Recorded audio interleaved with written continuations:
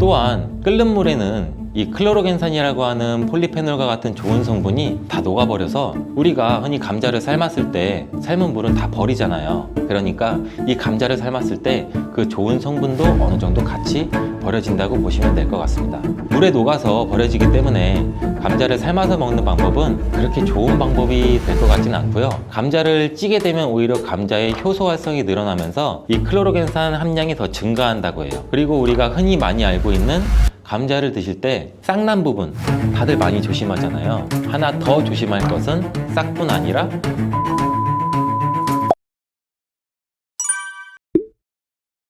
삶아 먹고 데쳐 먹고 쪄 먹고 볶아 먹고 전으로 부쳐 먹고 정말 다양하게 먹는 채소가 바로 감자인데요. 건강에 좋은 감자도 잘 알고 드셔야겠죠. 먼저 감자를 드실 때 어떤 거와 함께 먹으면 안 되고 주의해야 될 점은 무엇이 있을까요? 감자는 바나나와 함께 드시면 안 됩니다. 그 이유를 한번 알아볼까요? 바나나는 칼륨과 다양한 영양 성분 그리고 식이섬유가 풍부해 에너지 공급과 다이어트에 좋기를 소문났는데요. 감자와 절대 함께 먹으면 안 된다니 정말 생각도 못하지 않나요? 나트륨을 배출하는데 도움을 주기로 유명한 칼륨은 바나나뿐만 아니라 감자에도 풍부하게 함유가 되어 있습니다. 함께 드시게 되면 칼륨이 몸속에 과다하게 들어오고 그렇게 되면 세포의 수분 균형이 깨져 근육과 신경에 과도한 이완을 초래할 수 있고 근육의 무력감과 만성 손발 저림을 넘어 심하면 심장 부정맥을 일으킬 수가 있습니다. 또 혈압 상승도 같이 일으킬 수가 있고 함께 드시지 않고 따로 드시게 되면 이 칼륨은 우리 몸에 정말 좋은 효능을 발휘하는데 몸속 나트륨을 배출할 뿐만 아니라 칼륨은 혈관을 확장해서 몸속의 노폐물도 원활하게 배출되도록 도와줍니다. 또한 이 감자의 풍부한 칼륨은 알카리성으로 혈액의 산성화를 방지해서 뼈에서 칼슘이 빠져나가는 것도 막아주고 마그네슘과 같이 근육의 수축과 이완에 큰 도움을 줘서 다리나 종아리 근육의 갑작스러운 경련을 예방해주는 역할도 같이 해주기 때문입니다. 따라서 감자는 고혈압, 동맥경화, 뇌졸중 이러한 심혈관 질환뿐만 아니라 뼈와 근육의 건강에도 많은 도움을 주기 때문에 정말 다양하게 조리해서 맛있게 드실 수가 있습니다. 근데 여기서 우리가 조리할 때 주의할 점도 있어요. 바로 감자전이나 감자튀김은 우리 몸에 독이 될 수 있다는 것입니다. 감자튀김이나 감자전 굉장히 맛있죠. 정말 맛있죠. 케찹에 찍어 먹고 마요네즈에 찍어 먹고. 근데 이러한 감자전이나 감자튀김이 칼로리가 굉장히 높고 비만과 심혈관 질환을 유발할 수 있는 이 트랜스 지방이 굉장히 많이 포함되어 있어서 건강에 해롭다는 사실은 굉장히 많이 들어보셨을 거예요. 이 감자를 튀기게 되면 아크릴 아마이드라는 유해 물질이 굉장히 많이 발생하게 됩니다. 튀긴 감자 굉장히 맛있는데 감자와 고구마와 같이 이러한 탄수화물이 많은 식품을 굉장히 높은 온도로 굽거나 튀길 때 생성되는 이 아크릴 아마이드는 암을 유발하고 뇌신경의 단백질을 손상시켜 알츠하이머성 치매, 파킨슨병의 위험을 증가시킨다고도 알려져 있습니다.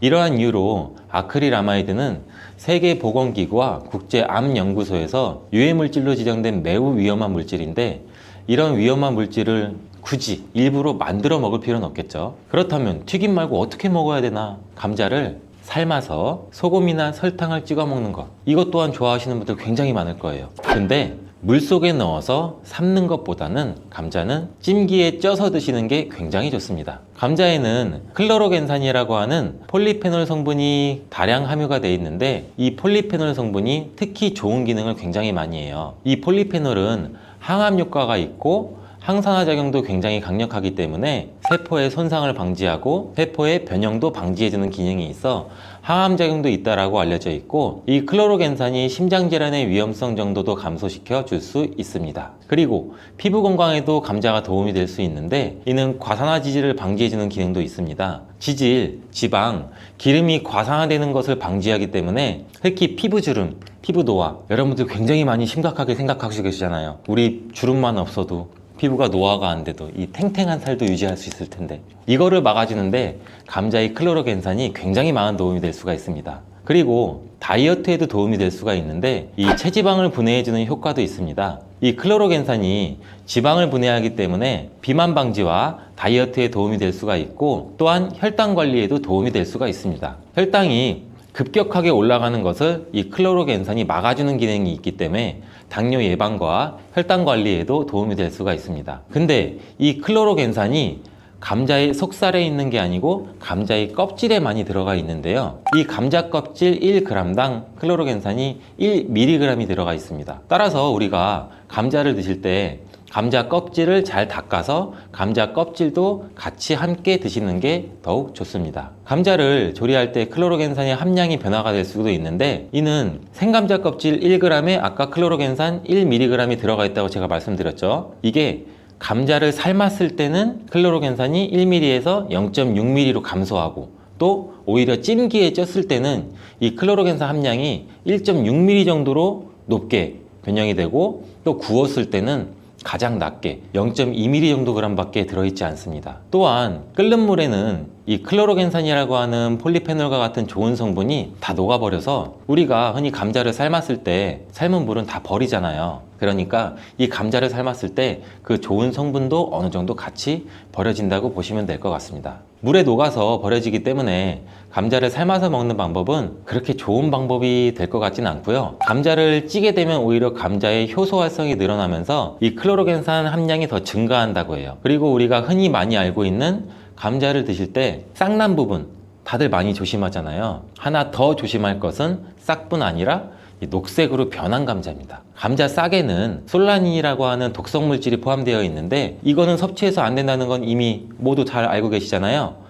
근데 감자가 녹색으로 변한 거 역시 솔라닌 함량이 증가했기 때문에 섭취하지 않는 것이 좋습니다. 솔라닌은 감자와 같은 가지과 생물이 이 스스로를 방어하기 위해서 생성하는 천연 살충제라고 보시면 돼요. 이 솔라닌은 독성이 굉장히 강해서 소량 섭취만으로도 이 두통이나 복통이나 구토, 식중독 증상과 같은 것을 유발할 수 있으며 과도한 섭취는 호흡곤란까지 초래해서 매우 위험할 수 있어요. 뜨거운 열로 조리해서 우리는 솔라닌을 제거할 거야 이렇게 생각하시는 분들이 굉장히 많은데 이 솔라닌은 285도 이상으로 가열해야만 분해가 되므로 100도씨의 물로는 아무리 삶아도 이 솔라닌 독소는 없어지지 않습니다. 이러한 솔라닌은 햇빛에 노출될수록 솔라닌의 생성이 굉장히 빨라져 감자는 어두운 곳에 보관하고 싹이 난 감자뿐만 아니라 초록색으로 변한 감자도 반드시 패기 바랍니다. 여기서 감자를 보관할 때 간단한 팁을 알려드리면 보관하실 때 감자를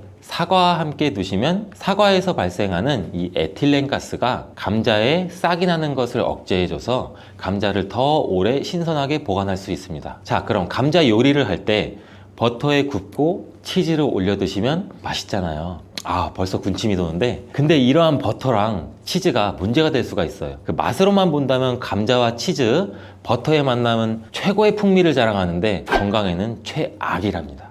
이 치즈와 버터를 감자 요리에 사용하게 되면 이 포화지방과 나트륨의 섭취를 증가시키게 돼서 심혈관 건강에 굉장히 안 좋은 영향을 끼칠 수가 있는데 이 치즈와 감자를 함께 드시면 맛과 식감이 아주 좋지만 고지방의 치즈는 칼로리를 증가시킬 뿐 아니라 감자의 영양 성분도 같이 파괴할 수가 있습니다. 특히 이 치즈에 들어있는 포화지방은 나쁜 콜레스테롤, 즉 LDL 콜레스테롤 수치를 높일 수가 있으며 이는 심혈관 질환의 위험도 같이 증가시킵니다. 또한 치즈에 함유된 나트륨은 혈압 상승도 유발할 수 있고 혈압이 상승하게 되면 다양한 심혈관 질환 문제도 같이 발생하게 됩니다.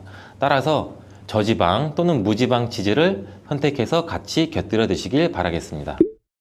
감자와 궁합이 잘 맞는 음식에는 무엇이 있을까요? 자, 삶은 감자를 먹다 보면 우리 목 막히잖아요. 이때 우유 드시는 분들 굉장히 많으시죠. 저도 어렸을 때 감자를 설탕에 찍어 먹거나 소금에 찍어 먹고 있으면 엄마 목말라! 엄마가 물을 안 줘요. 왜 물을 안 줘? 근데 그때 엄마는 우유를 주셨어요. 저희 부모님은. 어른들의 지혜가 굉장히 대단하다고 생각해요. 저는.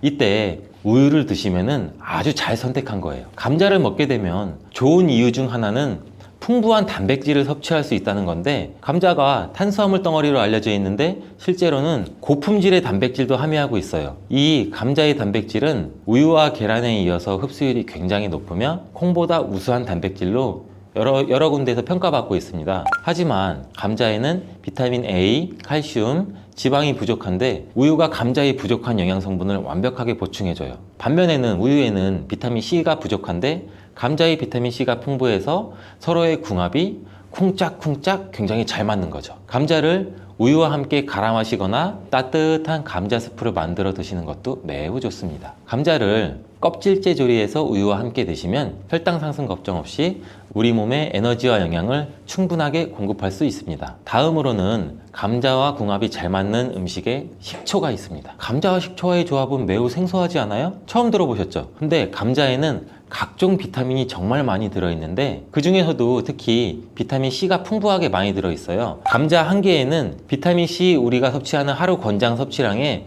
30% 이상이 들어있는데 사과보다 무려 3배나 많은 양이에요. 감자의 비타민 C는 이 스트레스 해소랑 강력한 항산화 작용을 해서 우리 몸의 면역력도 같이 강화시켜 주는데 이 비타민 C는 콜라겐 조직도 같이 강화해 피부를 탄력 있게 유지해주고 노화 방지에도 도움을 줍니다. 비타민 C가 열과 산에 약한 것은 굉장히 많이 알고 계시죠? 근데 놀라운 사실은 감자의 비타민 C는 감자 전분으로 인해서 마치 보호막처럼 삥 둘러싸여 있는 것처럼 열에 의한 손상이 적다는 거예요. 따라서 이 감자는 열에 익혀도 이 비타민 C가 많이 파괴되는 것을 걱정하지 않으셔도 됩니다. 이 비타민 C는 산도가 높은 환경에서 더욱 잘 흡수되면서 감자 요리나 감자 샐러드를 하실 때는 식초나 레몬즙을 약간 뿌리면 이 비타민 C의 흡수율을 또 높일 수 있어요.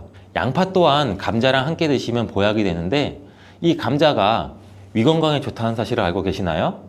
그 이유는 바로 항염작용을 하는 폴리페놀과 아르기닌 성분 때문이에요. 이 성분들은 우리 몸의 위 벽을 보호하고 이 세포의 변형을 막아 염증도 감소시키면서 독소를 제거하는 역할도 같이 해요. 이뿐만 아니라 감자는 알칼리성 식품으로 건강에 이로운 식품으로 손꼽히는데 우리 몸이 산성화될 때 다양한 질병의 위험이 굉장히 높아져요.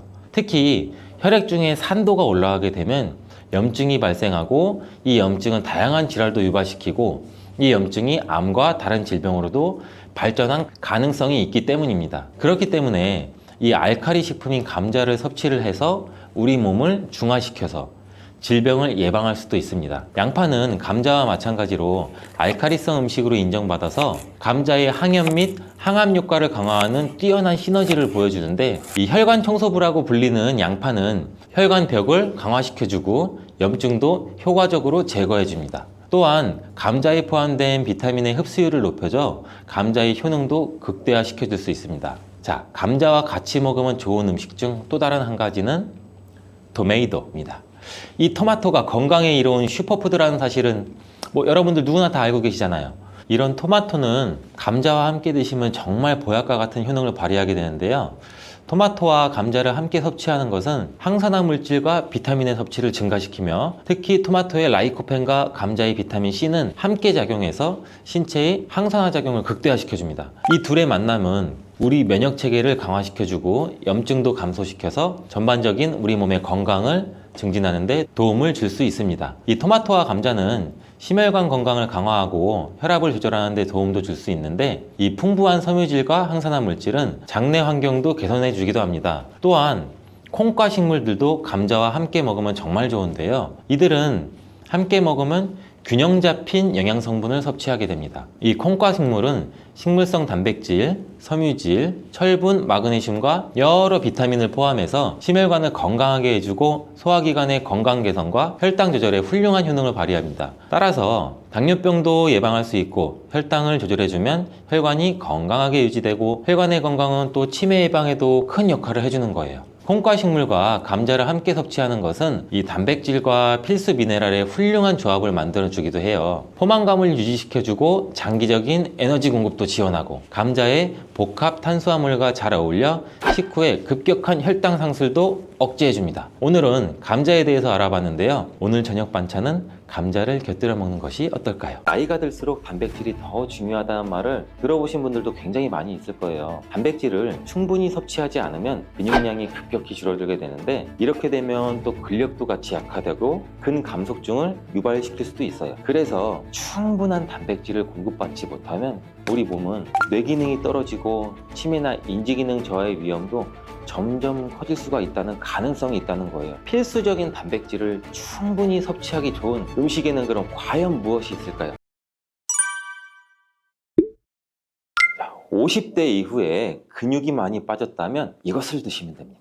요새 들어 몸이 예전 같지 않다고 느끼시는 분들 굉장히 많은가요? 만약 그런 분들이 계신다면 몸에 단백질이 부족한 것을 의심해 볼 수도 있어요. 나이가 들면서 왜 단백질 섭취가 중요한지, 그리고 그에 따른 여러 가지 사실들을 알아보라고 하는데, 나이가 들수록 단백질이 더 중요하다는 말을 들어보신 분들도 굉장히 많이 있을 거예요. 우리 몸에 필수 영양소라는 단백질, 이 단백질 섭취가 중요한 이유, 제가 바로 5가지를 알려드릴게요. 첫 번째로 근감소증 예방이 있어요. 자, 나이가 들면 근육량이 자연스럽게 줄어들게 되는데 이를 근감소증이라고 해요. 근감소증은 우리 근육이 빠르게 줄어드는 질환으로, 단백질은 근육을 구성하는 주요 성분 알고 계시죠? 단백질을 충분히 섭취하지 않으면 근육량이 급격히 줄어들게 되는데, 이렇게 되면 또 근력도 같이 약화되고 근감소증을 유발시킬 수도 있어요. 이러한 단백질이 부족하게 되면 그 진행이 훨씬 더 빨라질 수가 있는데, 근육이 줄어들게 되면 일상생활을 하기 굉장히 불편해지고, 이렇게 되면 근육도 더 감소하게 되고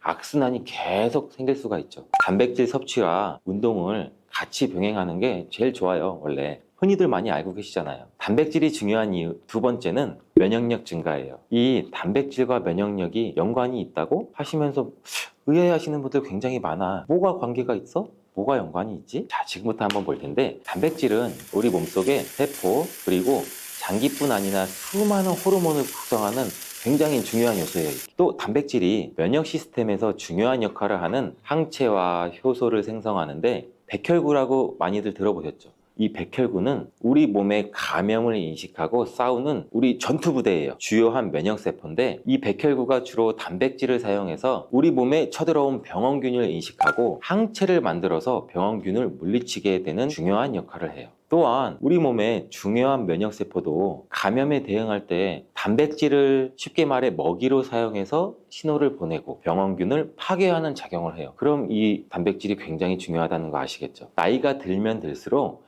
우리 몸의 면역 시스템이 약해지기 쉬운데, 그럴수록 이렇게 단백질을 충분히 섭취하면 우리 모두 면역력을 높일 수 있습니다. 자, 단백질 섭취가 중요한 이유 세 번째는 심혈관계 질환 예방이에요. 단백질은 심혈관 건강에도 영향을 주는데, 특히 식물성 단백질이 도움을 굉장히 많이 준다고 해요. 예를 들면 우리 몸에 콩류, 견과류 등의 나쁜 콜레스테롤인 LDL 수치를 낮추고 심혈관계 질환의 위험을 줄이는 데 도움이 돼요. 특히나 노년층에서 단백질 섭취는 고혈압이나 동맥경화 그리고 심장병, 이런 성인병을 예방하는 데 굉장히 중요한 역할도 같이 합니다. 자, 네 번째는 우리 피부의 탄력 저하를 예방합니다. 피부의 주된 성분 중 하나인 콜라겐, 여러분들 굉장히 많이 들어보셨죠? 이 콜라겐은 주로 단백질로 굉장히 많이 이루어져 있는데, 나이가 들면 우리가 콜라겐이 자연스럽게 감소하게 돼요. 이로 인해 여기 피부 탄력도 떨어지고 주름도 생기고, 이때 단백질을 충분히 섭취하게 되면 피부 건강에도 좋은 영향을 주는데, 단백질 공급은 피부 재생을 촉진을 시키기도 하고 피부 건강도 유지하는 데 도움을 줄 수가 있어요. 자, 5번째는 골다공증 예방입니다. 나이 드신 여성분들은 특히 더 주목해 주세요. 질병관리청의 보도자료에 따르면 대한민국 50세 이상의 골다공증 유병률은 22.5%로 약 5명 중 1명은 골다공증이 있대요. 이런 골다공증이 조용한 뼈도둑이라고 불릴 정도로 초기 증상이 뚜렷하게 보이진 않은데, 우리 여러분들 골다공증이 한 번 생기면 이로 인해서 고관절, 척추, 손목 여러 가지 골절이 생기기 쉽고, 이로 인해서 합병증 또한 굉장히 많이 증가될 수가 있어요. 이 골다공증을 예방하는 데 중요한 요소가 바로 단백질입니다. 이 단백질은 뼈를 구성하는 중요한 요소 중 하나인데, 뼈의 건강을 유지하는 데 필요한 칼슘과 함께 이 단백질도 뼈의 구조를 안정화시키고 골밀도를 높여서 골다공증을 예방하는 데 굉장히 중요한 역할을 해요. 한마디로 노년층에서 우리가 흔히 알고 있는 칼슘과 비타민 D와 함께 단백질 섭취를 같이 증가시키면 뼈가 약해지는 것을 막아줄 수가 있어요. 이렇게 중요한 우리 몸속의 단백질이 혹시 부족하게 된다면 무슨 일이 일어날까 생각해 본 적 있으세요? 단백질이 부족하면 여러 가지 신체 기능에 문제가 생겨요. 첫 번째는 인지기능 저하, 치매. 단백질 부족이 치매를 유발한다니 굉장히 새로운 사실이죠. 연구에 따르면 단백질이 뇌 건강을 유지하는 데 아주 중요한 역할을 한다고 하는데, 특히 기억력에 굉장히 많은 영향을 줘요. 단백질은 뇌에서 신경전달 물질을 만들고 뇌세포의 구조를 유지하는 데 굉장히 많이 도움을 줘요. 특히 학습과 기억력에 영향을 주는 이러한 시냅스에서 발생하는 신경 전달 물질을 방출을 시키고 이거를 받아주는 수용체를 활성화하고, 이런 것들이 대부분 단백질에 의해 조절되는데, 예를 들어 NMDA 수용체와 AMPA 수용체는 이 기억 형성에 중요한 역할을 하면서 이것들은 모두 단백질로 구성되어 있어요. 그래서 충분한 단백질을 공급받지 못하면 우리 몸은 뇌 기능이 떨어지고 치매나 인지 기능 저하의 위험도 점점 커질 수가 있다는 가능성이 있다는 거예요. 이러한 단백질 섭취가 우리 몸에 얼마나 중요한 영향을 끼치는지 다시 한번 아셨죠? 또한 단백질이 부족하게 되면 탈모도 일어날 수 있다는 거 여러분들 아세요? 혹시 머리카락이 점점 얇아지고 있거나, 나는 샤워를 하면서 머리를 감는데 하수구 구멍에 머리카락이 한 움큼씩 빠지고, 이렇게 느끼는 분들 굉장히 많을 거예요. 이러한 탈모도 단백질 부족과 굉장히 관련이 많아요. 우리 머리카락이 단백질인 케라틴으로 주로 이루어져 있기 때문에 단백질이 부족하면 머리카락이 자연스럽게 약해지고 그 증상이 점점 심해지면 탈모가 올 수 있어요. 옛날에 뭐 촛불을 태우거나 흔히 라이터를 켜서 불을 붙이거나 할 때 머리카락이 타면 곱슬곱슬하게 금방 타고 약간 돼지 비린내 아니면 뭐 탄내, 지방 탄내가 올라오잖아요. 우리가 또 흔히 광고로 많이 접하는 탈모 영양제 같은 경우도 맥주 효모 성분과 머리카락을 구성하고 있는 아미노산 단백질로 많이 이루어져 있어서 그 영양제의 대부분이 맥주 효모와 단백질로 구성이 되어 있는 것을 보면은 쉽게 이해가 가실 거예요. 그러니 건강한 모발을 생각한다면 단백질을 잊지 말고 섭취하시는 게 맞겠죠? 그런데 말입니다. 왜 노년층이 단백질을 더 많이 섭취해야 하는 걸까? 젊은 사람보다 더 중요한 이유가 있을까요? 그 이유는 노년층은 근육이 자연스럽게 감소가 돼요. 또 신진대사도 느려져서 우리 몸의 기초대사량이 감소하기 때문에 체지방률이 증가할 수가 있고 단백질의 체내 합성 능력 또한 떨어지게 돼요. 그러면 어떻게 될까요? 근육량이 줄어들게 되면 그만큼 여러분들의 신체 활동도 힘들어지면서 일상생활에서 어려움을 겪을 수가 있는 거예요. 그래서 노년층은 단백질을 충분히 섭취해서 근육을 유지하는 게 정말 중요해요. 근데 노년층은 소화 기능이 떨어지기 때문에 사실 고기나 생선 같은 이러한 동물성 단백질을 섭취하는 게 굉장히 불편할 수가 있어요. 또 나이가 드시면서 식사량 또한 감소가 될 수가 있고 식사 준비의 번거로움도 매끼 단백질을 챙겨 먹고 하는데 어려움을 주는 게 사실이에요. 그래서 혼자 지내시는 분들은 더욱더 단백질 섭취가 어렵기도 해요. 어떤 분들은 체중 증가를 걱정하시면서 단백질이 고칼로리라고 생각해서 드시기를 꺼려 하시고, 그렇다고 해서 섭취하기 어렵다고 단백질의 섭취를 멀리해서는 절대 안 됩니다. 우리 몸에 이렇게 필수적인 단백질을 충분히 섭취하기 좋은 음식에는 그럼 과연 무엇이 있을까요? 제가 지금 바로 알려드릴게요.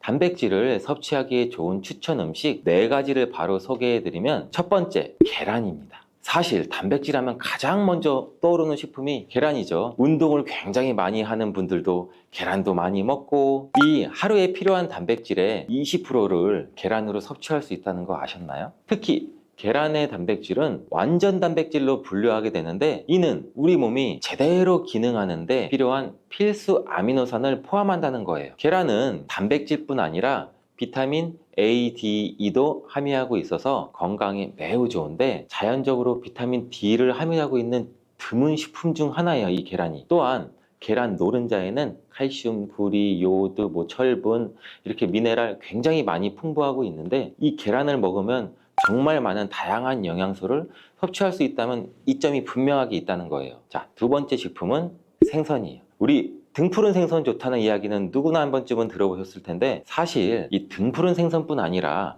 다른 생선도 저지방 고단백 식품으로 다른 고단백 식품인 육류에 비해서 지방 함량은 낮고 필요한 영양소는 그대로 제공해줘요. 생선에는 단백질과 오메가3가 풍부하고 지방산도 굉장히 풍부하게 함유되어 있는데, 이는 심혈관 질환 건강에 피를 맑게 해주는 역할도 같이 해서 좋다고 알려져 있죠. 특히 연어, 고등어, 참치 같은 생선은 단백질뿐만 아니라 항염증 효과도 있어요. 그리고 대구 같은 백색 생선은 지방 함량이 매우 적고 단백질은 상대적으로 많아 체중 걱정이신 분들, 다이어트를 생각하시는 분들한테도 굉장히 좋은 생선이에요. 등푸른 생선도 지방 함량은 높지만 이 지방이 건강에 유익한 오메가3 지방산이기 때문에 건강에 도움이 굉장히 많이 되는데, 생선의 단백질은 다른 육류나 콩류보다 소화가 편하고 생선의 살은 비교적 굉장히 부드럽잖아요. 우리 씹으면 싹 녹는 생선도 많고, 섬유질을 가지고 있어서 소화도 빠르고 몸에 또 쉽게 영양분이 흡수가 돼요. 이처럼 좋은 생선을 안 먹을 이유가 한 개도 없겠죠. 자, 세 번째는 유단백 식품인 우유와 요거트 같은 유제품이에요. 유제품을 섭취하면 칼슘도 함께 챙길 수 있어서 골다공증 예방에도 물론 도움을 줄 수는 있는데, 유제품에 포함된 단백질은 잘만 선택을 하면 굉장히 고품질 단백질이 있는 것들도 많이 있습니다. 이 고품질 단백질은 우리 몸의 신체가 효율적으로 사용하고 필요한 아미노산을 모두 공급하는 단백질을 말하는데, 유제품에 포함된 주요 단백질은 이 카제인과 웨이로 두 가지 모두 필수 아미노산을 풍부하게 포함하고 있어요. 웨이 단백질이라는 것도 생소하실 텐데, 소화가 쉽기 때문에 웨이 단백질은 운동 직후 우유를 섭취하면 근육에 있는 아미노산을 빠르게 공급할 수 있어요. 또 카제인은 천천히 흡수돼서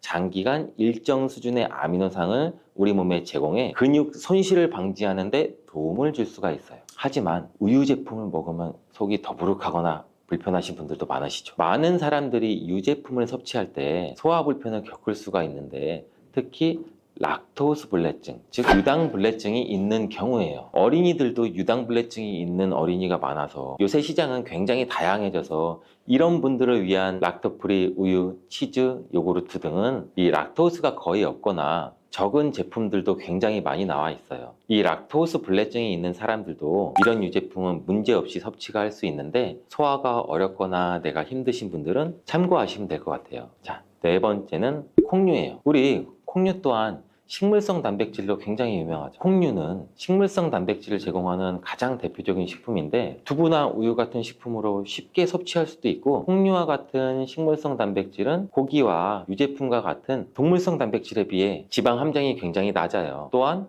콜레스테롤이 없는 특징도 갖고 있어요. 특히 콩, 렌틸콩, 병아리콩, 검정콩 굉장히 많잖아요. 이 콩류들이 굉장히 많은데, 다양한 종류의 콩류는 이렇게 필수 아미노산을 풍부하게 포함하고 있어서 우리가 신체가 필요로 하는 단백질을 고루고루 제공해요. 특히 고기나 생선 같은 동물성 단백질이 소화가 어려우신 분들한테는 두부나 비지찌개 같은 소화가 잘 되면서 단백질도 섭취할 수 있는 이렇게 일석이조, 이러한 콩류가 굉장히 좋은 단백질 식품이에요. 꼭 한번 기억해 주시길 바래요. 이렇게 몸에 필수적인 단백질, 음식만으로 과연 충분히 섭취하면 좋겠지만 그게 어려운 경우도 굉장히 많아요. 이때 단백질 보충제도 좋은 선택도 될 수 있습니다. 운동 전후에 빠르게 단백질을 우리가 보충하고 싶을 때 굉장히 많잖아요. 식사를 통해 충분한 단백질을 섭취하기 어려운 경우는 보충제가 굉장히 유용한데, 마트나 인터넷에서 쉽게 찾을 수 있는 단백질 파우더나 고단백 프로틴바를 이용하면 간편하게 단백질을 빠르게 보충할 수도 있어요. 하지만 이렇게 간편하게 섭취할 수 있는 제품을 몸에 좋다고 많이 섭취하게 되면 좋을까요? 과량 섭취할 때도 큰 문제가 될 수가 있어요. 한 번에 우리가 과도한 단백질을 섭취하면 신장에서 부담을 줄 수가 있고, 또 우리 몸에 불필요하게 지방으로 쌓일 수가 있죠. 단백질의 하루의 권장 섭취량은 성인 기준 몸무게 1kg당 1g이에요. 하루 권장 섭취량을 지키는 게 꼭 중요한데, 한마디로 보충제는 식사로 부족한 부분을 말 그대로 보충하는 역할만 하고, 식사로 골고루 단백질을 섭취하는 게 가장 이상적입니다. 단백질 섭취 시 간단한 팁을 알려드릴게요. 매 끼니마다 조금씩 단백질을 나눠서 섭취하는 게 단백질의 흡수에는 굉장히 효과적인 거 아셨어요? 모르셨죠? 단백질은 탄수화물과 지방과 다르게 잉여 단백질이라는 게 있어요. 이 잉여 단백질은 우리 몸에 저장이 되지 않아요. 그 때문에 한 번에 과량으로 섭취하면 소화가 어려워지고, 또 우리 신장에 부담을 줄 수가 있어요. 필요 이상의 단백질은 어느 정도 흡수되고 배출이 되기 때문에 번거롭더라도 매일 조금씩 매 끼니마다 나눠서 섭취하는 게 중요합니다. 고기 좋아하시는 분들 손 들어보세요. 채소 좋아하시는 분들 손 들어보세요. 이제는 다 같은 단백질이라고 생각하지 마시고, 동물성 단백질, 식물성 단백질을 골고루 섭취해야 해요. 동물성 단백질은 이 식물성 단백질에는 부족한 아미노산이 풍부하고, 식물성 단백질은 또 동물성 단백질에 비해 지방이 적고 섬유질도 같이 섭취할 수가 있어요. 우리가 평상시에 먹는 한식은 사실 단백질 섭취에 굉장히 좋은 음식인데, 우리 식탁에 단백질이 풍부한 계란, 생선, 두부, 콩 이것들을 반찬으로 두어 개만 먹어도 굉장히 쉽게 매 끼마다 몸에 필요한 단백질을 섭취할 수가 있어요. 고혈당 상태에 놓인 경우에는 건강이 더 악화되기 쉬워요. 이러한 인슐린 저항성도 증가되고 만성적인 염증으로 인해서 콜린이 역할을 제대로 하지 못하게 돼요.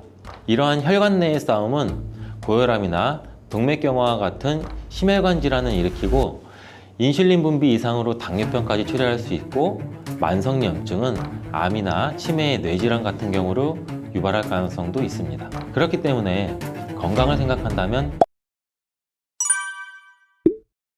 계란과 절대 같이 먹어서는 안 되는 첫 번째 음식은 정제된 탄수화물 덩어리인 빵입니다. 많은 분들이 아침으로 즐기는 계란과 빵은 암과 치매 예방에 가장 나쁜 조합이라고 할 수 있는데, 이는 브레인푸드라는 별명까지 있는 계란에는 콜린이라는 성분이 굉장히 풍부한데, 이 콜린은 뇌 기능을 강화해주고 뇌세포의 중요한 부분을 이루는 비타민 B 복합체예요. 이는 기억력과 집중력 증진에 굉장히 많은 효과를 보여서 기억력 저하, 치매, 알츠하이머 예방 및 치료에 많은 도움을 주는 성분이에요. 이 콜린 성분을 함유시킨 의약 처방전이 있어서 구매를 할 수 있는 전문 의약품으로도 나와 있고, 또 건강기능식품으로도 많이 나와 있는데, 이는 혈관 내의 염증을 줄여줘서 암 예방에도 굉장히 많은 도움을 준다고 해요. 그런데 놀랍게도 이 콜린과 반대로 작용하는 것이 바로 밀가루예요.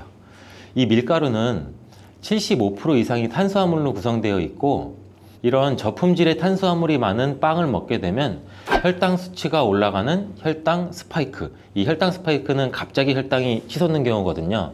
이게 발생하고 이로 인해서 혈관이랑 뇌세포에도 손상을 줘요. 계란과 빵을 같이 먹게 되면 우리 몸에서는 마치 전쟁이 일어나는 것처럼 그런 현상이 일어나게 되는데, 어떤 현상이냐면 계란 속에 들어있는 콜린은 뇌세포를 보호하기 위해서 방어막을 형성하려 하는데, 이때 빵에서 나온 탄수화물에 의해 생성된 독소가 이 방어막을 파괴하게 돼요. 계속 싸우고 전쟁을 일으키는 거죠. 특히 백미로 이루어진 쌀밥, 빵 같은 정제된 탄수화물로 된 음식을 자주 섭취해서 고혈당 상태에 놓인 경우에는 건강이 더 악화되기 쉬워요. 이러한 인슐린 저항성도 증가되고 만성적인 염증으로 인해서 콜린이 역할을 제대로 하지 못하게 돼요. 이러한 혈관 내의 싸움은 고혈압이나 동맥경화와 같은 심혈관 질환을 일으키고 인슐린 분비 이상으로 당뇨병까지 초래할 수 있고, 만성염증은 암이나 치매의 뇌질환 같은 경우로 유발할 가능성도 있습니다. 그렇기 때문에 건강을 생각한다면 계란과 함께 정제된 밀가루를 사용하지 않은 통밀빵, 곡물빵, 이런 다른 음식들을 선택하는 것이 좋은 선택이 될 수가 있습니다. 또한 레몬과 같은 강산성 과일도 계란과 함께 먹으면 안 됩니다. 왜냐하면 이 강산성 과일은 높은 산도가 있어서 계란의 단백질 구조에 영향을 미치는데, 레몬이나 다른 강산성 과일에 포함된 산이 계란 속의 단백질과 반응하면 단백질이 응고가 돼요. 굳어요. 그래서 소화가 어려워질 수가 있고, 이를 통해서 위나 소화기관 내에서 단백질 응고를 유발시켜서 소화 과정도 방해하고 우리가 더부룩해지고 소화로 인한 질병이 발생할 수 있는 거죠. 특히 단백질의 소화랑 흡수가 저해되면 속이 더부룩한 불편함으로 시작돼서 심한 경우에는 배가 아픈 복통, 그리고 설사와 같은 증상이 나타날 수 있는데, 계란을 섭취할 때는 레몬이나 다른 강산성 과일과 함께 드시는 것을 피하는 게 좋습니다. 두유와 콩국물과 계란을 함께 같이 먹는 것도 좋지 않습니다. 아침 식사로 두유와 계란을 드시거나 체중 관리와 다이어트를 위해 섭취하는 분들이 굉장히 많아지고 있는데, 이 두유 속에 들어있는 트립신이라는 성분이 있는데, 이는 계란에 들어있는 알부민과 같이 결합해서 영양소를 파괴하게 돼요. 이 계란은 노화로 인해서 근육 손실과 근육 감소증에 예방이 되는 우수한 단백질을 굉장히 많이 포함하고 있는데, 계란 자체에는 비타민도 풍부하고 미네랄도 풍부해요. 근데 이 두유랑 함께 섭취할 경우는 이 영양 성분들의 이점을 충분히 얻지 못하게 되는 결과를 초래하는데, 혹시 계란과 녹차나 홍차 같은 경우도 함께 드신 적이 있어요? 이러한 차들도 피해야 돼요. 그 이유는 찻잎 속에 있는 탄닌이라는 성분이 계란의 단백질과 결합을 해서 탄닌 단백질을 형성하게 돼요.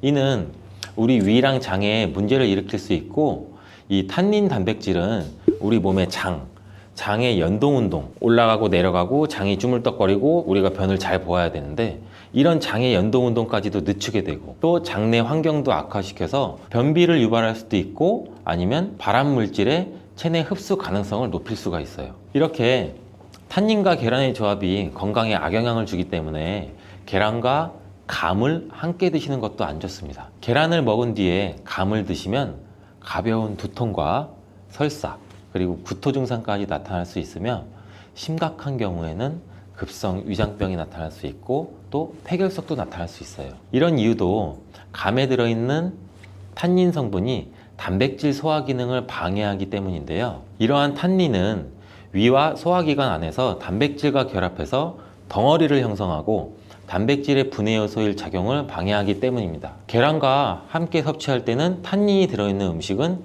위험할 수 있습니다. 또 하나 계란과 절대 함께 먹으면 안 되는 음식 중으로는 햄과 같은 가공육이 있습니다. 계란과 가공육의 조합은 정말 최악인데요. 계란은 고단백질인 필수 아미노산 비타민 B군을 풍부하게 함유하고 있지만 가공육과 같은 햄은 나트륨과 포화지방이 높은 경향이 많아요. 이런 가공육은 과도한 나트륨의 섭취랑 포화지방의 증가로 이어질 수 있으며 이를 계속 섭취하게 되면 혈관에 나쁜 콜레스테롤이 축적돼서 동맥경화와 같은 심장병, 뇌졸중 이런 심혈관 질환 위험도 증가시킬 수가 있습니다. 또한 가공육에 포함된 첨가물과 방부제는 소화를 방해하고 장내 환경에 안 좋은 영향도 미칠 수가 있고 계란을 드시는 것을 꺼려 하시는 분들은 계란이 콜레스테롤 수치를 올려서 우리 몸의 건강에 해롭다고 생각하시는 분들도 굉장히 많은데 이 생각이 틀렸다는 것을 제가 알려드릴게요. 유독 계란이 콜레스테롤을 높여서 성인병을 유발하는 주범인 듯한 이야기는 왜 생길 걸까요 도대체? 콜레스테롤이 함유된 식품은 계란 말고도 정말 많은데 그 이유는 계란 한 알에 들어있는 콜레스테롤 양이 사람이 하루 섭취해야 할 콜레스테롤 양의 65%나 되기 때문입니다. 콜레스테롤 양만 따지면 계란 하나를 먹었다면 콜레스테롤이 든 다른 음식은 무조건 피하셔야 돼요. 근데 놀랍게도 계란은 이렇게 많은 콜레스테롤을 가지고 있는 동시에 콜린이라는 영양소까지 다량 함유하고 있어요. 이 콜린은 나쁜 콜레스테롤을 간으로 옮겨서 제거하는 기능도 갖고 있는데 좋은 콜레스테롤인 HDL 수치도 같이 높여주는 거예요. 따라서 계란의 콜레스테롤은 콜린에 의해서 자연스럽게 좋은 콜레스테롤로 전환이 된다는 거죠. 그래서 계란을 한두 개 더 먹어도 전혀 문제가 되지 않아요. 만약 중증 심혈관 질환에 걸린 경우가 아니라면 일반적으로 하루 두세 개 정도의 계란 섭취는 건강을 지키는데 큰 도움이 될 수 있습니다. 이제 콜레스테롤 걱정 없이 우리 모두 계란을 먹어도 되겠죠?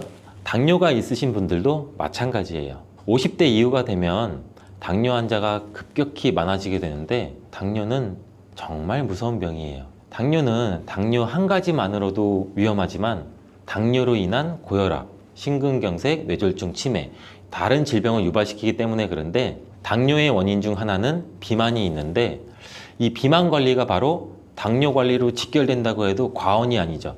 근데 비만을 일으키는 원인 중 하나가 아침을 먹지 않는 것이라는 사실 여러분들 알고 계신가요? 이 경희대학교 연구팀이 발표한 논문에 따르면 아침 식사를 먹지 않는 사람은 그렇지 않은 사람보다 이 비만 위험이 1.5배나 높았고 당뇨병 위험은 무려 2.1배나 높았습니다. 이렇듯 아침 식사를 거르면 우리 몸의 대사가 천천히 느려지면서 혈당 조절에도 좋지 않은 영향을 미치게 되는데 이런 위험은 젊었을 때 발생하지 않아요. 차곡차곡 쌓여서 특히 중년 이후에 더 크게 나타나는데 나이가 들면서 기초 대사량이 줄어들고 활동량도 감소하고 근육량도 감소하기 때문입니다. 따라서 나이가 들어갈수록 우리는 아침 식사뿐만이 아니라 규칙적인 식사를 하는 습관이 매우 중요한데요. 아침 식사에 가장 좋은 음식이 바로 계란입니다.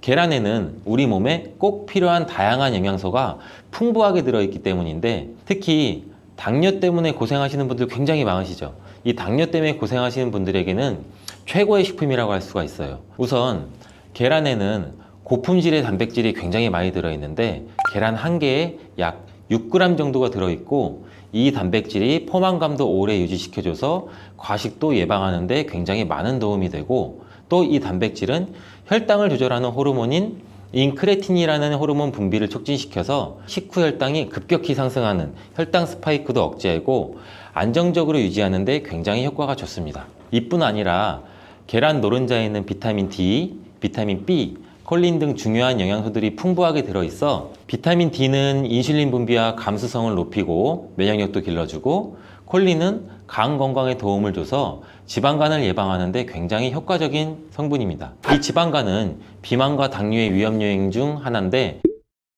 이렇게 좋은 계란도 함께 먹으면 우리 몸에 보약이 되는 굉장히 좋은 음식들이 있는데 더욱 풍부한 영양을 섭취할 수 있고 당뇨와 비만 관리에도 도움이 되는 음식들이 있어요. 계란과 토마토는 빼놓을 수 없는 최고의 음식 궁합입니다. 계란과 토마토, 이 둘의 궁합은 영양학적으로만 보더라도 굉장히 이상적이에요. 계란은 아까 말씀드렸듯이 단백질, 비타민 B군, 그리고 필수 아미노산을 굉장히 많이 함유하고 있는데, 한편 토마토는 우리가 흔히들 많이 알고 계시죠. 비타민 C, 그리고 항산화 물질인 라이코펜을 굉장히 많이 함유하고 있어요. 그래서 이들이 만날 때 서로의 영양적 가치가 굉장히 배가 되는 거죠. 토마토 속의 라이코펜은 지방에 용해되기 때문에 계란과 같이 먹을 때 그 흡수율이 굉장히 높아지는데, 이러한 조합은 우리 심혈관 건강을 지키고 면역력을 높이는 데 아주 효과적이고, 토마토에 들어있는 비타민 C는 계란에 들어있는 철분의 흡수를 돕기 때문에 빈혈 예방에도 굉장히 좋습니다. 우리 철분제 드실 때 흔히 비타민 C와 같이 섭취하라고 말씀드리잖아요. 이와 같은 이유 때문인데, 또 하나를 보면 올리브유를 두른 팬에 계란과 토마토를 넣고 살짝 볶아 드시면 아침에 최고의 식단이 될 수 있습니다. 요즘 또 아보카도 식단도 굉장히 인기가 많은데요.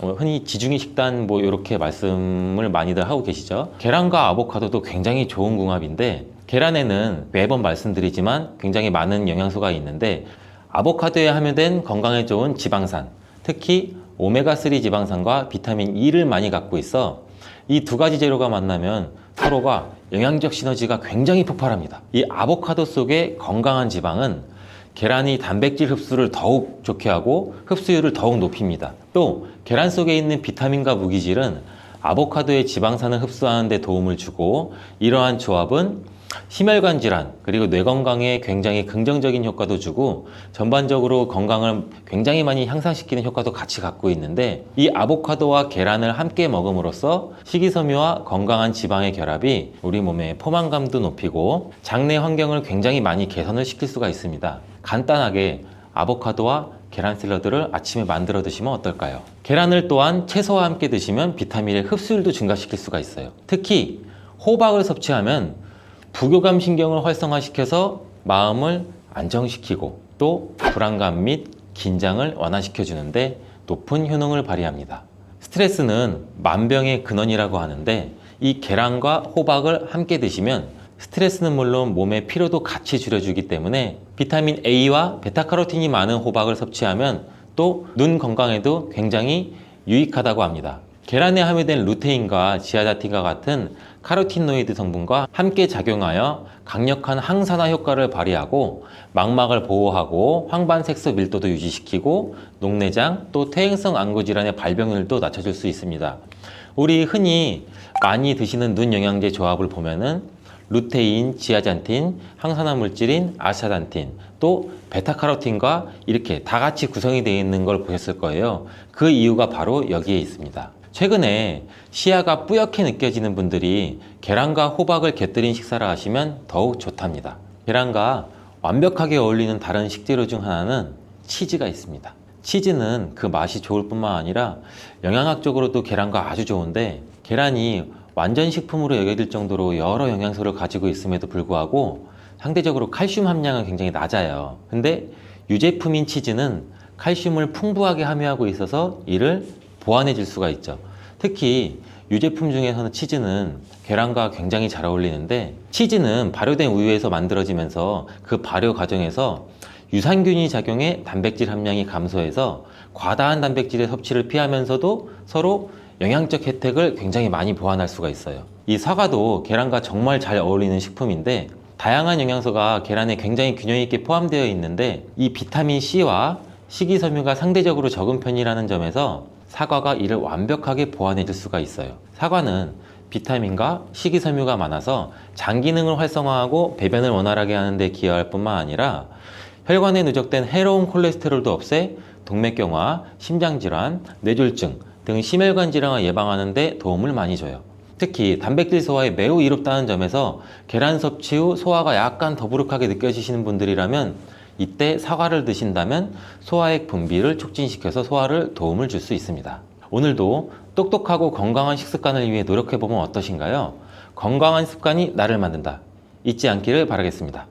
신장 기능이 약하신 분들은 칼륨을 과다하게 섭취가 될 때는 문제가 될 수가 있어요. 칼륨이 신장에 부담을 줘서 부종이나 혈압 상승 등의 문제가 발생할 수 있기 때문인데, 특히 소화 기능이 약한 분들, 위장이 약한 분들, 위장에 민감하신 분들은 껍질이 소화되지 않거나 불편감을 느낄 수가 있는데, 단호박의 효능 100%로 섭취하는 방법 지금 바로 소개해 드릴게요. 첫 번째는 침침한 눈이 밝아지고 뱃살이 쏙 빠지려면 단호박을 이렇게 드셔야 됩니다.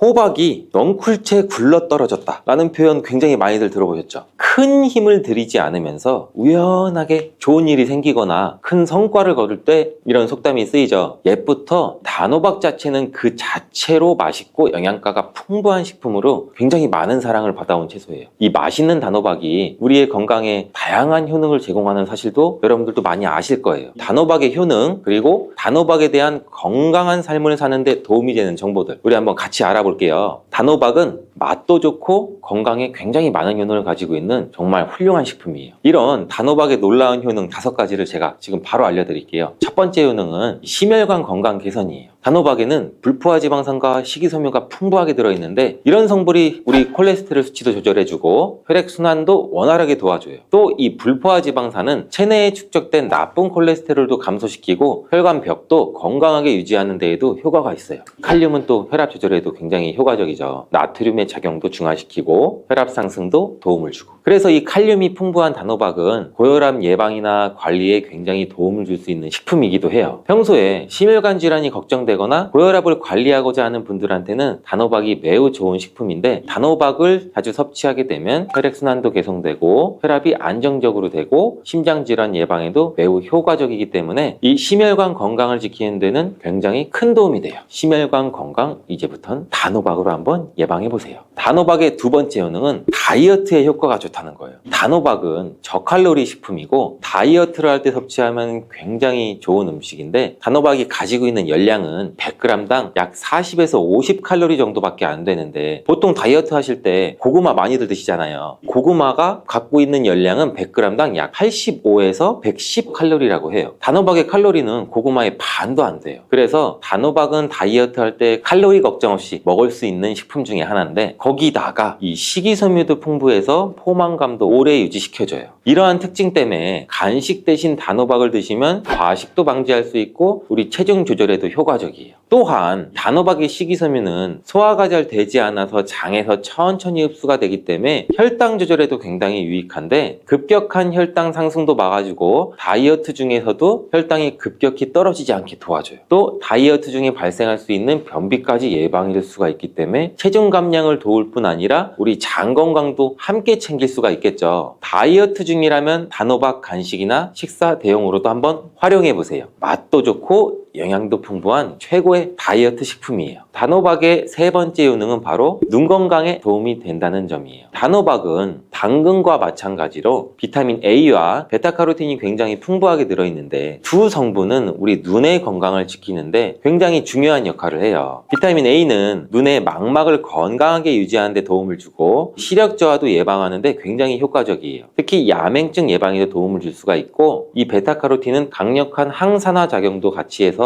우리 눈의 피로도 덜어져요. 근데 노화를 늦추는 데도 도움을 줄 수가 있겠죠. 혹시 하루 종일 스마트폰을 보고 모니터를 많이 보고 계시지 않으세요? 화면을 계속 들여다보는 현대인들한테는 단호박에 들어있는 비타민 A, 특히 중요한 영양소라고 할 수 있는데, 눈이 피로하거나 건조감을 느끼시는 분들한테는 단호박은 자연적인 해결책이 또 될 수가 있어요. 단호박을 섭취하면 눈 건강도 지키고 나이가 들면서 생길 수 있는 시력 저하나 노화 방지에도 도움을 줄 수 있는 식품이에요. 단호박은 정말 건강에 많은 이점이 있는 식품이죠. 단호박의 놀라운 효능 네 번째는 면역력 강화죠. 단호박에는 비타민 C와 아연이 풍부하게 들어있죠. 비타민 C는 면역세포를 활성화시켜서 감염 예방에 큰 도움을 주고, 아연은 또 백혈구의 생성도 돕고 체내에서 염증 반응도 조절하고, 단호박은 면역력도 길러주는 성분도 들어있다. 이렇게 알고 계시면 되는데, 겨울이나 특히 환절기, 감기나 독감 예방을 위해서도 면역력 증가도 원하시면 단호박을 또 꾸준히 섭취하는 게 굉장히 좋은 식습관이 되겠죠. 또 자주 피로감을 느끼거나 감기나 이런 데 쉽게 노출되시는 분, 단호박이 아주 좋은 식품이라는 거 알고 계시면 분명 도움이 되실 거예요. 단호박의 다섯 번째 효능은 부종과 붓기를 개선하는 데 도움을 주는 거예요. 붓기에 호박이 좋다는 거 모르시는 분들 없을 거예요. 우리가 수술이나 시술을 받고 얼굴이 부을 때 약국만 가더라도 단호박즙 하시는 것도 많이 보셨을 거예요. 단호박에는 칼륨이 풍부하다고 말씀드렸는데, 이 칼륨은 우리 몸에 있는 나트륨과 균형을 맞추고 몸 안에 불필요한 수분을 배출하는 역할을 해요. 그래서 부종도 완화하고 몸의 붓기도 개선하는 데 굉장히 효과적인데, 특히 평소에 손이나 발이나 얼굴 등이 자주 부으시는 분들한테는 단호박을 섭취하면 체내 나트륨 농도도 조절해줘서 불필요한 수분이 빠져나가면서 붓기가 자연스럽게 완화가 될 수 있어요.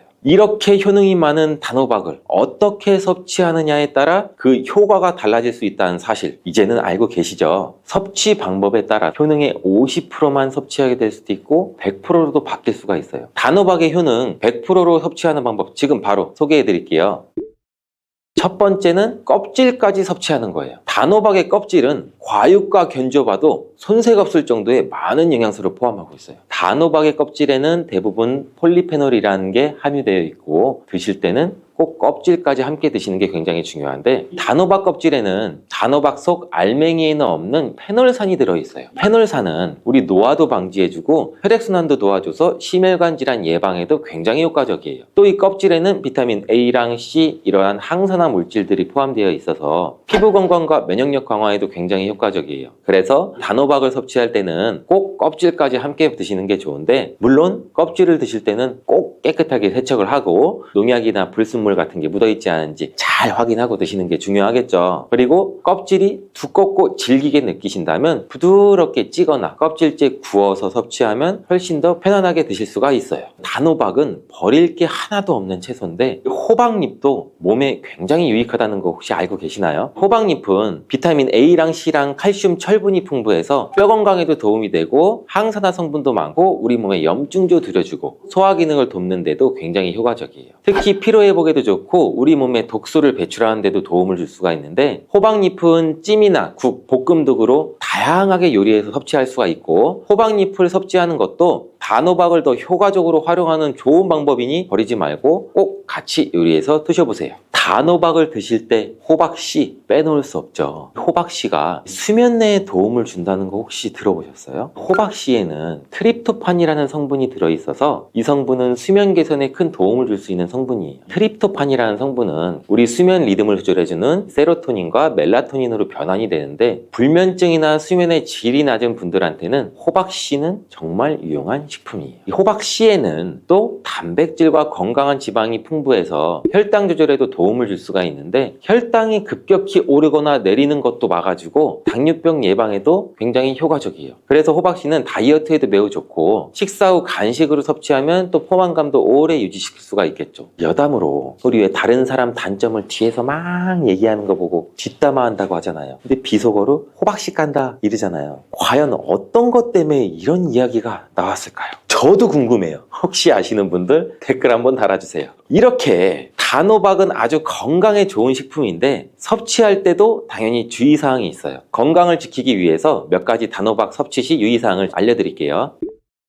첫 번째는 껍질 섭취할 때 소화 불량을 일으킬 수가 있어요. 단호박의 껍질은 건강에 많은 효능이 있는데 소화가 어려운 경우도 있을 수가 있어요. 특히 소화 기능이 약한 분들, 위장이 약한 분들, 위장에 민감하신 분들은 껍질이 소화되지 않거나 불편감을 느낄 수가 있는데, 이러하신 분들은 단호박 껍질을 제거하고 속만 섭취하는 게 굉장히 좋아요. 아니면 껍질을 드실 때는 반드시 부드럽게 조리해서 소화 불량이나 복부 팽만감을 최대한 피하게 드시는 게 좋고요. 두 번째 유의사항은 알레르기 반응이에요. 단호박도 일반적으로 알레르기 반응을 일으키는 경우는 드물 드물지만 일부 사람들은 또 호박에 알레르기가 있을 수가 있어요. 특히 호박이나 이 호박씨에 민감하신 분들은 섭취 후 발진이나 가려움증을 경험할 수가 있는데, 이러한 증상이 나타나시면 단호박 섭취를 바로 중단하시고 알레르기 전문의와 상담하는 것이 좋습니다. 알레르기 반응은 개개인마다 다르기 때문에 소량으로 섭취해서 반응을 확인해 보시고 본인 스스로가 챙기는 점 잊지 마세요. 단호박 섭취할 때 주의해야 할 사항 세 번째는 신장 질환이 있으신 사람도 섭취에 주의해야 돼요. 단호박은 아까 칼륨이 풍부한 식품이라고 말씀드렸잖아요. 신장 기능이 약하신 분들은 칼륨을 과다하게 섭취가 될 때는 문제가 될 수가 있어요. 칼륨이 신장에 부담을 줘서 부종이나 혈압 상승 등의 문제가 발생할 수 있기 때문인데, 신장 질환이 있으신 사람은 칼륨 섭취를 조절해야 되므로 단호박을 섭취하기 전에는 반드시 의사와 상담하시는 것이 중요한 부분 중에 하나예요. 신장에 문제가 있으신 분들은 단호박 섭취 시 본인에게 맞는 양도 적절히 섭취해서 적당히 드시는 게 굉장히 중요합니다. 단호박 섭취 시 주의사항 네 번째는 다이어트 시 과잉 섭취예요. 단호박은 다이어트에 굉장히 좋은 식품이라고 말씀드렸잖아요. 근데 다이어트에 도움이 되는 단호박도 조리 방법에 따라서 칼로리가 달라질 수가 있어요. 예를 들어 단호박을 버터나 크림이나 고칼로리 재료와 함께 조리하게 되면 그만큼 칼로리가 높아져서 다이어트에 좋지 않을 수가 있겠죠. 다이어트를 하시는 분들은 단호박을 찌거나 구운 방법으로 조리해서 고칼로리 재료를 피하는 것이 건강하고 성공적인 다이어트를 위해서 꼭 필요합니다. 또한 단호박에 포함된 당분은 비교적 낮지만 당뇨가 있으신 사람도 과도하게 섭취하지 않도록 주의해야 돼요. 마찬가지로 다이어트 중에도 혈당의 급격한 상승을 막기 위해서 적정량 섭취하는 것이 중요한 포인트예요.